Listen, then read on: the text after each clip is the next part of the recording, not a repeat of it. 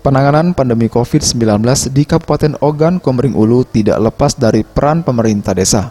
Di tahun 2021, sebesar 8% dana desa diperuntukkan untuk penanggulangan penyebaran pandemi COVID-19.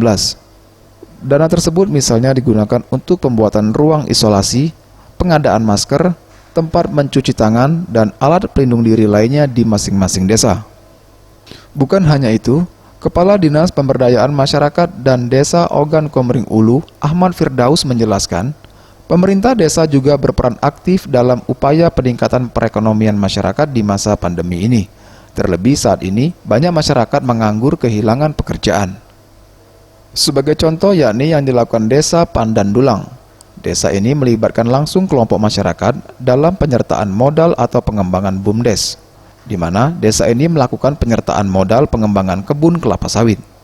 Firdaus menjelaskan, untuk besaran dana desa tahun 2021 ini sebesar 138 miliar rupiah. Dana ini berbagi untuk 143 desa yang tersebar di Kabupaten Ogan Komering Ulu. Memang banyak, salah satunya dana desa digunakan untuk penanggulangan COVID. Ya. Ada 8% dari pagu dana desa itu untuk penanggulangan COVID. Digunakan itu salah satunya bisa untuk membangun ruang isolasi, ya, termasuk pembelian masker dan alat-alat cuci tangan, termasuk juga bisa digunakan untuk kegiatan tim yang dibentuk oleh desa itu dalam rangka penanggulangan COVID.